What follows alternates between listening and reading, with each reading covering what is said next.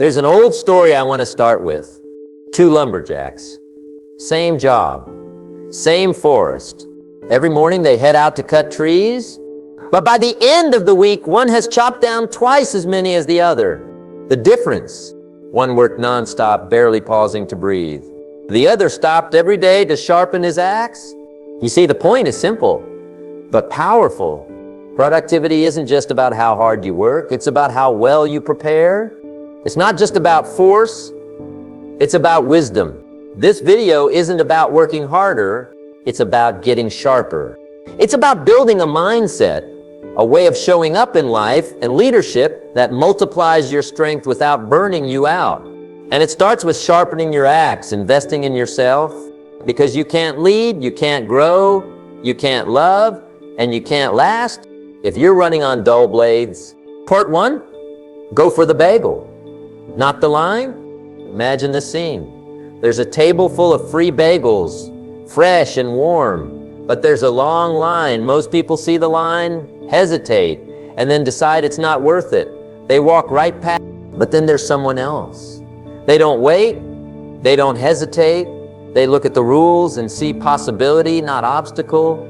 Without making a fuss or breaking anything, they grab a bagel, smile, and walk away. This simple story is about mindset. It's about how we react when faced with what looks like a barrier. Most people get stuck waiting in line. They see obstacles, lines, rules, opinions, and think, I can't do that yet. I'm not ready. Someone else deserves it more. They let opportunity slip by because of their mental blocks. But here's the truth. Your biggest obstacles are often the stories you tell yourself. The line isn't real unless you make it real. If you want something, go for it. Don't wait for permission. Don't wait for perfect timing. Creativity and courage are the keys that open closed doors. Maybe you're watching this and thinking, but I don't want to step on toes or break rules. Good.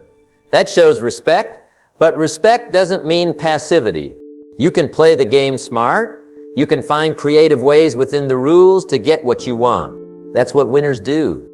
Think of every line you see in life as a challenge to your creativity, your courage, your willingness to act.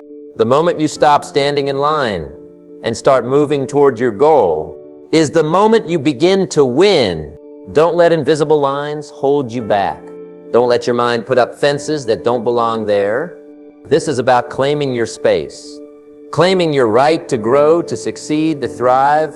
So next time you see a line, ask yourself, is this line real or just in my head? How can I respectfully move forward anyway? Go for the bagel, not the line. Part two, real strength means supporting others.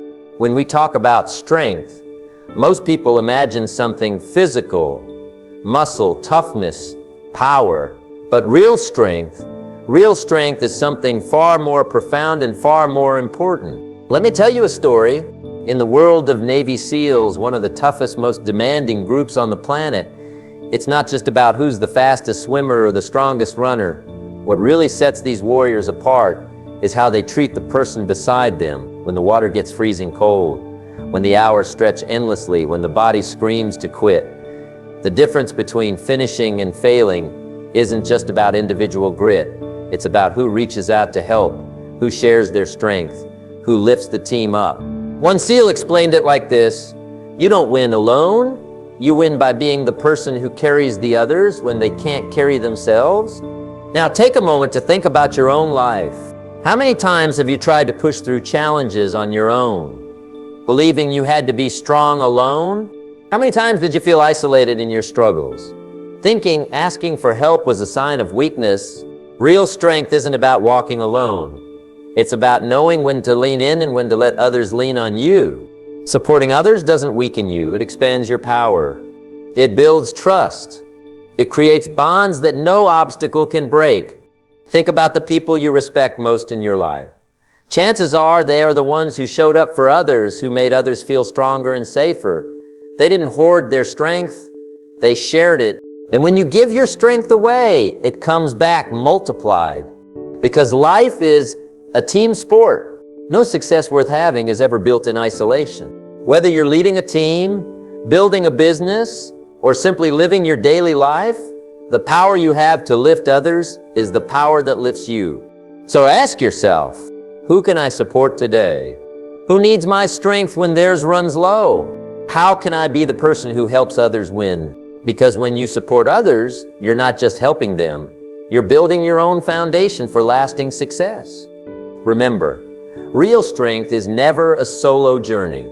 It's the courage to walk together.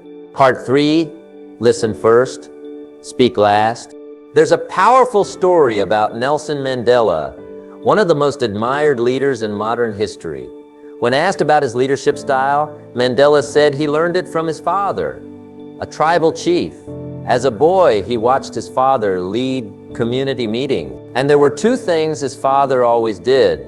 He would let everyone speak first, and he would speak last. Why? Because true leadership isn't about being the loudest voice in the room. It's about making sure every voice feels heard. Listening is one of the most underrated skills in life. In relationships, in business, in leadership, listening is the difference between trust and tension, between progress and frustration. Most people listen to reply. Great people listen to understand. When you listen before you speak, you send a powerful message. You matter. I value what you think. I want to understand. And when people feel understood, they lower their guard. They feel safe. They give you their truth, not just their surface level answers. That's when real connection happens. That's when real progress begins. Now let's bring it back to you. How many times have you been in a conversation where your mind was racing to come up with a response before the other person even finished speaking? How often do you find yourself interrupting, not out of rudeness, but out of eagerness to be heard? We all do it, but here's the truth. If you want to grow, if you want to lead, if you want to build deeper, more powerful relationships, you need to master the art of pausing. Pause before reacting. Pause before responding. Pause to give space for someone else to feel seen. And when you do speak after listening, your words will carry more weight because they'll be informed by empathy, by perspective, by true understanding. In meetings, this is leadership. In conflict, this is wisdom. In love, this is healing. So the next time you're in a conversation, remind yourself, I don't need to be the first to talk. I need to be the one who truly listens. Because the people who change the room are not always the ones who speak first. They're the ones who listen fully and then speak with depth. Part 4. Sometimes you are the problem. This is one of the most uncomfortable truths we can face, but it is also one of the most powerful keys to growth and transformation. When things go wrong, when relationships strain, or when your progress stalls, it's human nature to look outside, to blame others, the situation, or bad luck. It's easier to see faults in others than to look inside. But the real turning point in any challenge is the moment you ask yourself a difficult question. Could I be part of the problem? There's a story from history that illustrates this better than any motivational speech can. In the 19th century, a mysterious disease was killing women after childbirth at alarming rates. Doctors and hospitals were baffled. They tried everything but couldn't stop the tragedy. The problem wasn't the mothers, it wasn't fate. It wasn't even the medicine available at the time. The problem was the doctors themselves. One doctor realized that his colleagues were not washing their hands between examining patients. They were unknowingly carrying infection from one woman to another. When this doctor insisted on hand washing, mortality rates dropped dramatically. That simple act of accountability, looking at the role you play, saved lives. Now, what does that have to do with you? Everything. Because in your life, your work, your relationships, your dreams, sometimes the biggest barrier to success is your own mindset, your own choices, your own habits. And the only way to change the outcome is to face that honestly. It's not about beating yourself up or sinking into shame. It's about ownership. When you own your part, you take back control. When you blame others, you give your power away. Accountability means saying I was wrong, saying I could have done better, saying I'm responsible for this outcome. And here's the truth. Accountability is the doorway to growth. When you stand in front of that door, it may feel scary. You may fear judgment, failure, or disappointment. But behind that door is freedom. freedom from repeating the same mistakes, freedom from blaming others, freedom to learn, improve, and rise. Ask yourself, what story have I been telling myself that keeps me stuck? What habits or attitudes have I ignored that sabotage my progress? What can I do differently starting today? Remember, no one is perfect. We all make mistakes. But the greatest people in history, the ones who changed the world, they were the ones who owned their faults and learned faster than anyone else. So today, choose courage over comfort. Choose growth over excuses. Because sometimes the problem isn't out there. It's right here in your hands. And when you own that, you hold the key to change everything. Part 5. Remember the cup, not the title. Let me tell you a story, one that reveals a truth many leaders and ambitious people forget. A speaker was invited to a big leadership conference. The first year, he was a government official. He arrived and they treated him like royalty. They gave him a beautiful ceramic cup filled with the finest coffee. The room was full of respect, attention, and honor.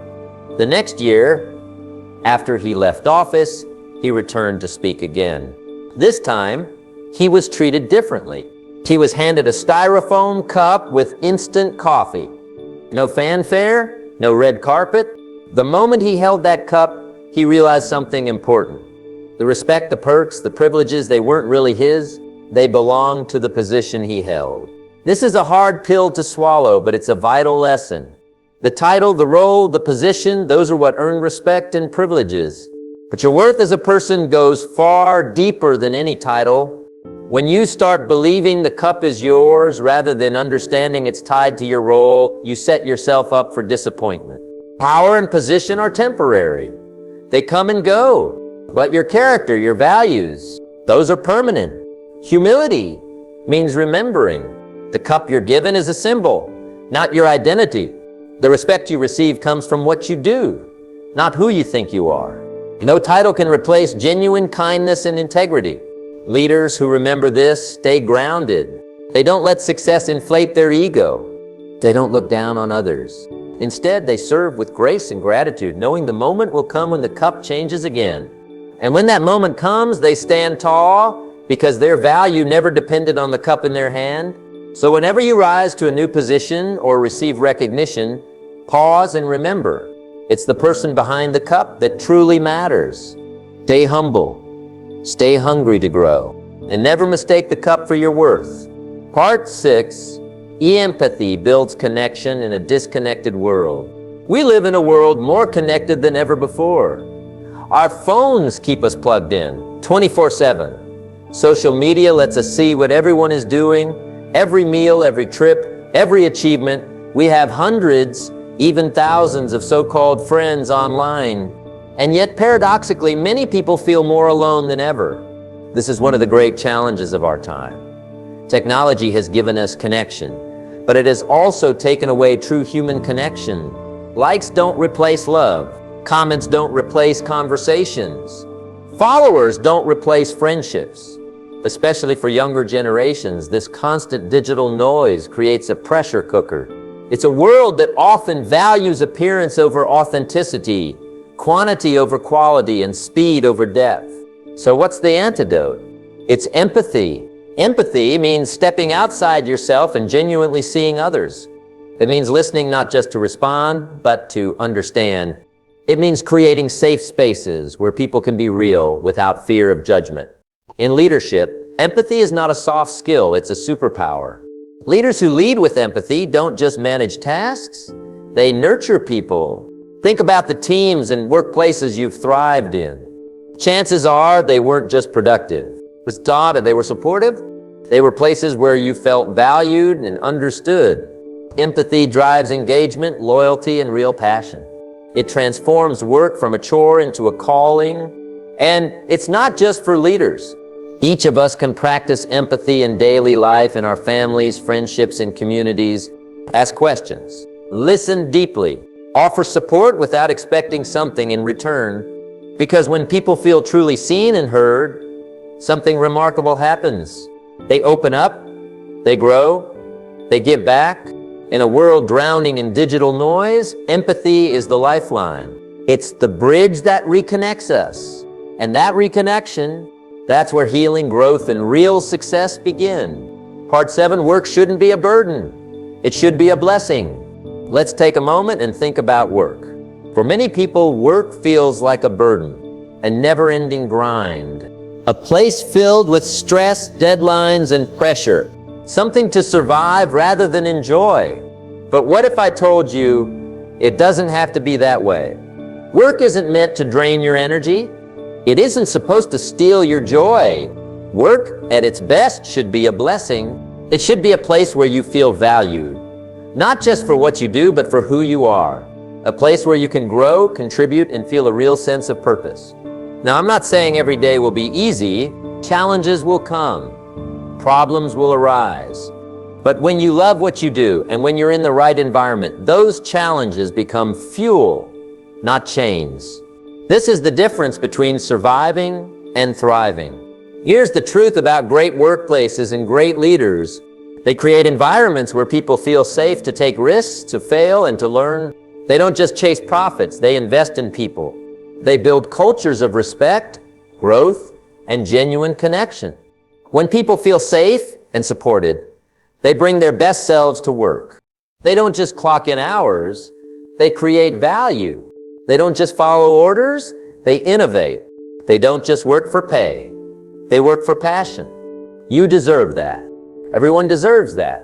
Loving your work should not be a privilege for a few, it should be a right for all. So whether you're a leader or an employee, ask yourself, how can I create or find a place where work feels meaningful? How can I support those around me to feel valued? How can I shift from just getting through the day to truly engaging and growing? Because when work becomes a blessing, everything changes. Your energy, your relationships, your success, they all elevate. And that's how you build a life and career worth loving. Part 8, embrace failure as your teacher. Failure. It's a word that sends shivers down the spine for many. It feels heavy, painful, and final. We grow up fearing failure, avoiding it at all costs, as if it's the opposite of success. But what if I told you that failure is not the enemy? What if failure is actually one of your greatest allies? Think about it. Failure teaches you what success never will. It shows you the parts you need to grow, the strategies that don't work, and the areas where your effort isn't enough. Failure pulls back the curtain and shows you the reality you need to face if you want to rise. Take a moment to think about the greatest achievers in history, the inventors, the entrepreneurs, the artists, the leaders. They all faced failure. Thomas Edison, when inventing the light bulb, said, "I have not failed. I've just found 10,000 ways that won't work." Imagine having that kind of mindset, seeing failure not as a defeat, but as a discovery. Failure is not the end. It's a stepping stone on the path of growth. It forces you to pause, reflect, and adjust. Without failure, there is no learning. Without learning, there is no progress. Without progress, there is no success. But here's the catch. You have to choose to learn from failure. Many people let failure crush their spirit. They retreat, they give up, they settle for less. But smart people, they embrace it. They lean into the discomfort, they extract every lesson, and then they come back stronger. Failure also builds resilience. It teaches you to endure, to adapt, to keep moving forward even when the road is tough. It toughens your mind and strengthens your will. So next time you face a setback, whether it's a missed opportunity, a failed project, or a personal mistake, don't run from it. Don't hide in shame or frustration. Instead, pause and ask yourself, what is this failure teaching me? What can I do differently next time? How can I grow from this experience? This mindset transforms failure from a dead end into a door to new ideas, new skills, and new opportunities. Remember, the only true failure is giving up. Embrace failure as your teacher, respect it, learn from it. Use it as fuel to ignite your journey forward, because the road to success is paved with lessons learned the hard way. And those lessons will make you unstoppable. Part 9, cultivate gratitude. The foundation of happiness and success, gratitude. It's one of the simplest yet most powerful habits you can build. It might surprise you how something so simple can completely transform your mindset, your relationships, and your path to success. Imagine waking up every day and noticing not just what's missing or what's wrong, but what's already good and working in your life. Imagine focusing your mind on the blessings, the small wins, the moments of joy and peace. That's the power of gratitude. Gratitude rewires your brain. It shifts your perspective from scarcity to abundance. It turns complaints into compliments, stress into calm, and frustration into patience. When you cultivate gratitude, you train yourself to see the positive even in difficult situations. This doesn't mean ignoring your challenges or pretending everything is perfect. It means recognizing that even amid struggles, there are things to appreciate, lessons to learn, strength to gain, love to feel. Here's what gratitude does for you. It fuels resilience. When you're grateful, setbacks don't feel like the end of the world. Instead, they become opportunities to grow. It strengthens relationships. Expressing genuine thanks deepens your connections with others and creates bonds built on appreciation and respect. It improves your mental health. Studies show that gratitude reduces anxiety, depression, and stress. It brings peace and happiness. It attracts more success. The mindset of gratitude creates a magnetic energy that draws positive people, opportunities, and experiences into your life. So how do you cultivate this powerful habit? Start small. Each day, write down 3 things you're grateful for. They don't have to be big. A warm cup of coffee, a kind word, a beautiful sunset. These small acknowledgments build a foundation of positivity. Next, make it a habit to thank people sincerely. Whether it's a colleague, a family member, or a stranger, a heartfelt thank you can light up someone's day and yours too. Finally, practice gratitude in the tough moments. When life feels hard, pause and look for something, even one thing to appreciate.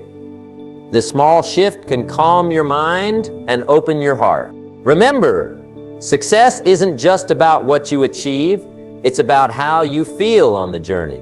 And gratitude is the foundation that makes that journey joyful and meaningful. When you cultivate gratitude, you're not just surviving, you're thriving. You're not just chasing success, you're embracing a life full of richness, purpose, and happiness. So start today. Count your blessings. Thank someone. Feel the power of gratitude transform your mind and your life.